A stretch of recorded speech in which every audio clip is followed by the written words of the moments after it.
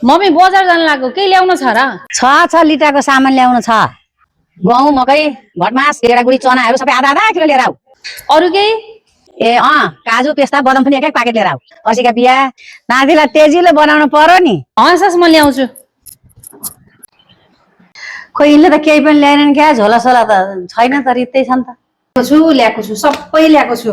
यदि सानो झोला के ल्यायो होला त खै। जमाना कहाँबाट कहाँ पुगिसक्यो।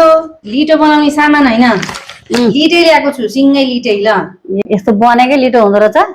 बनेकै आरबीको लिटो ल्याएको छु। अब यही खुवाउने छोरालाई। अनि यो खुवाउँदा चाहिँ नातिलाई पेट दुख्दैन? यो बनाउने कम्पनीकाले सबै कुरो मात्रा मिलाएर बनाएका हुन्छन्। नातिको दिमाग बढ्ने त्यो काजु पेस्ता त्यो ओखर खोइ त। छ सबै छ। आरबीले नै ड्राइनट्सको धुलो पनि बनाएको रहेछ के। यसमा अमरनाथ, फर्सीका बिया, सूर्यमुखीका बिया, चिया सिड, काजु पेस्ता सबै थरी हालेर बनाएको रहेछ। अब ढुक्कै भयो नि, यत्रो यो सबै कुरो तयारी हुँदो रहेछ। हामी बुढाबुढीलाई नि कति सुख बनाउन नपर्ने। एक हप्ता अगाडिबाट तयारी गरेर ओल्ला घर पल्ला घरका जम्मा गरेर बनाउनु पर्ने। अब लिटो बनाउँदाखेरि यो पनि मिसाएर खुवाउनुपर्छ। ल तपाईँले भनेका झोलाभरि सामान यो 2टा पोकामा आए।